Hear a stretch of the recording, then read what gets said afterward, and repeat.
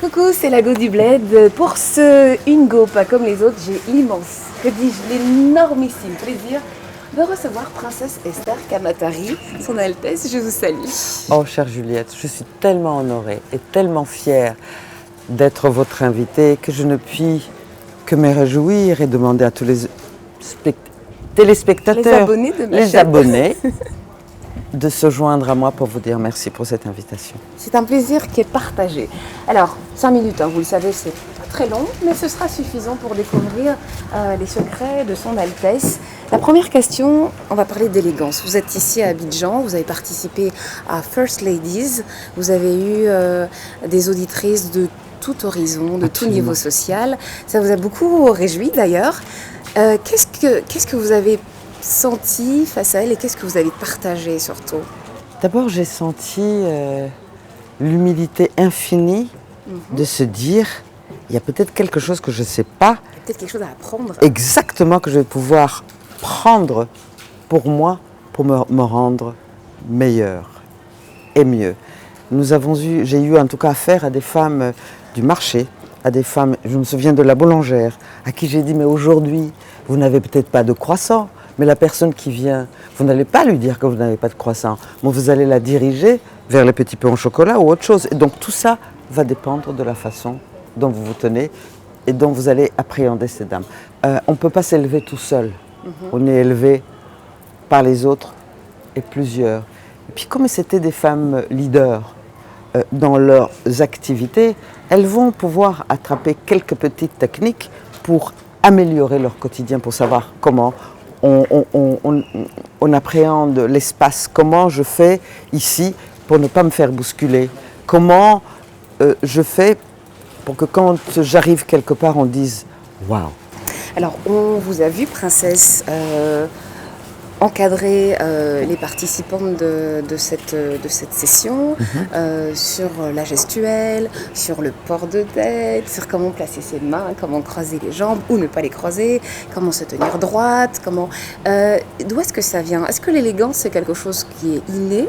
Est-ce que c'est quelque chose qu'on acquiert? Ou est-ce que c'est quelque chose en fait qui se complète entre ce qu'on a et puis ce qu'on peut améliorer? C'est ça? Oui, absolument. Mais l'élégance, c'est cette fluidité de mouvement. Toutes les choses sont fluides, c'est-à-dire que les gestes que je vais poser ne doivent pas être saccagés, ne doivent pas être déproportionnés par rapport à ce que je vais faire. C'est un peu comme le tai chi en fait. Très probable. Il faut que les choses soient douces pour ne pas déranger et agresser l'autre. Il est bien entendu, évidemment, que je l'ai appris de ma mère, qui l'a très probablement appris de la sienne. Et l'importance de transmettre. De la transmission. Tout à fait. Et l'élégance ne s'achète pas. L'élégance s'acquiert. Donc l'élégance n'est pas une question d'argent. Mais ça n'a rien à... Avec l'argent, vous achetez du matériel. Vous achetez une voiture, vous achetez un téléphone, vous achetez un vêtement, un bijou. Mais l'élégance, on ne peut pas l'acheter. Vous avez compris, on n'achète pas l'élégance. On l'acquiert. Toutes ces femmes ont suivi vos cours, vous ont posé beaucoup de questions. Il y en a beaucoup qui ont dit « je veux être comme vous ».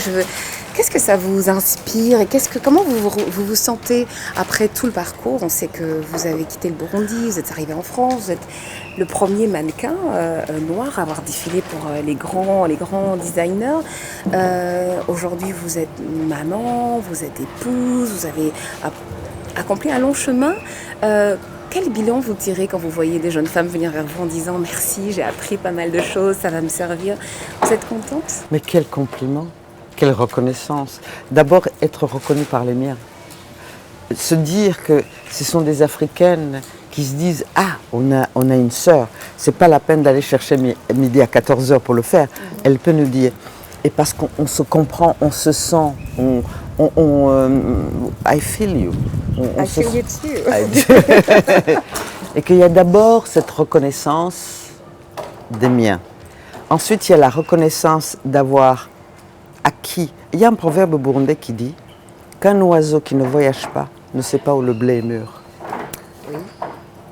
C'est Et joli. si je peux être cet oiseau qui est voyagé, qui est glané, etc., le ramener dans mon nid, c'est ce que je suis en train exactement de faire.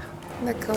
Est-ce que, quelque part, quand vous transmettez toutes ces choses que vous avez acquis tout au long de votre vie, de vos expériences passées, ça veut dire que pour vous, c'est important que les femmes soient solidaires entre elles, qu'elles partagent, qu'elles se soutiennent, qu'elles s'épaulent. Mais c'est l'essentiel. C'est D'abord, pas toujours comme ça. Hein. oui, mais justement, il faut réveiller les consciences. Les femmes, Wake up. nous sommes 53% de la population mondiale. C'est pas peu, hein?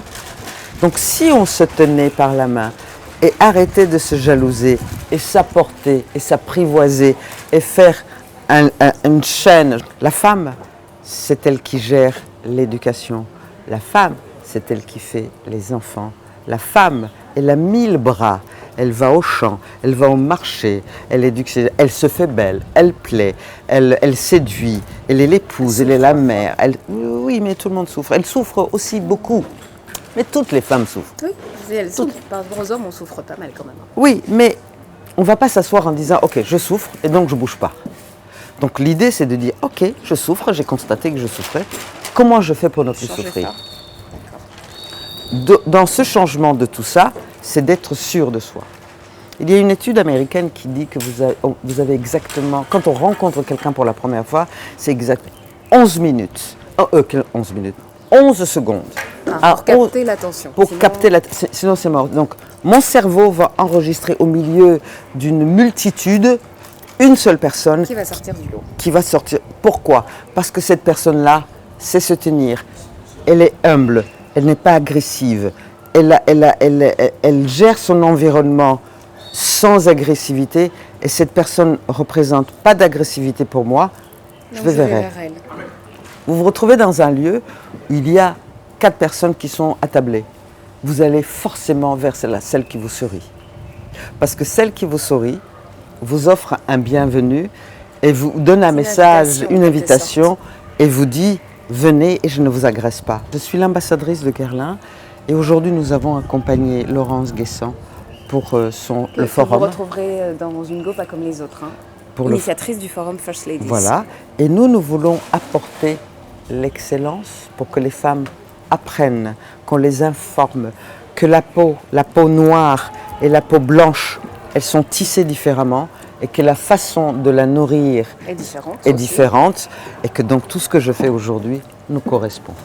Bon, eh bien voilà, si on n'avait pas bien compris, maintenant que c'est clair, Esther Kamatari, son Altesse Sérénissime, merci beaucoup. Non, royale. Ah, princesse? Royale, parce que mon Son père Altesse était roi. Royale, oui. Je suis la fille de mon père était roi, donc je suis Altesse Royale. Son Altesse Royale, princesse Esther Kamatari, namasté. Merci d'avoir accepté de nous dire quelques mots. Qu'est-ce qu'on peut vous souhaiter pour m'embrasser. le futur? Oui.